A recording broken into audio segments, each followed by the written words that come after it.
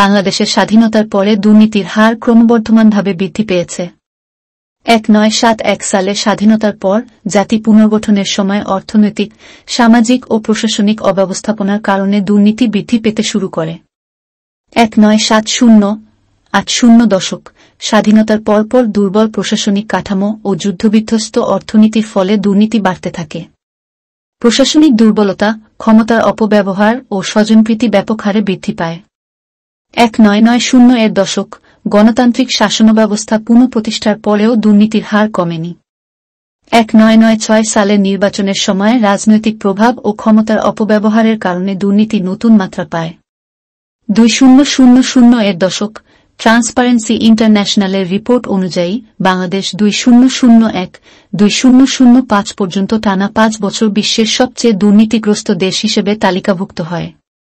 প্রশাসনিক দুর্নীতি, সরকারি প্রকল্পে অনিয়ম এবং রাজনৈতিক দুর্নীতি প্রবলভাবে দেখা যায়। 2010 পর ডিজিটাল বাংলাদেশ উদ্যোগ গ্রহণের পর দুর্নীতি কিছুটা কমলেও সরকারি প্রতিষ্ঠান ও রাজনৈতিক অঙ্গনে দুর্নীতি বিদ্যমান। শুদ্ধি অভিযান ও দুর্নীতি বিরোধী কমিশনের কার্যক্রম সত্ত্বেও দুর্নীতির হার এখনও উল্লেখযোগ্য। সারসংক্ষেপে, বাংলাদেশ স্বাধীনতার পর থেকে বিভিন্ন সময় প্রশাসনিক অব্যবস্থাপনা, রাজনৈতিক অস্থিতিশীলতা ও স্বচ্ছতার অভাবে দুর্নীতির হার বেড়েছে।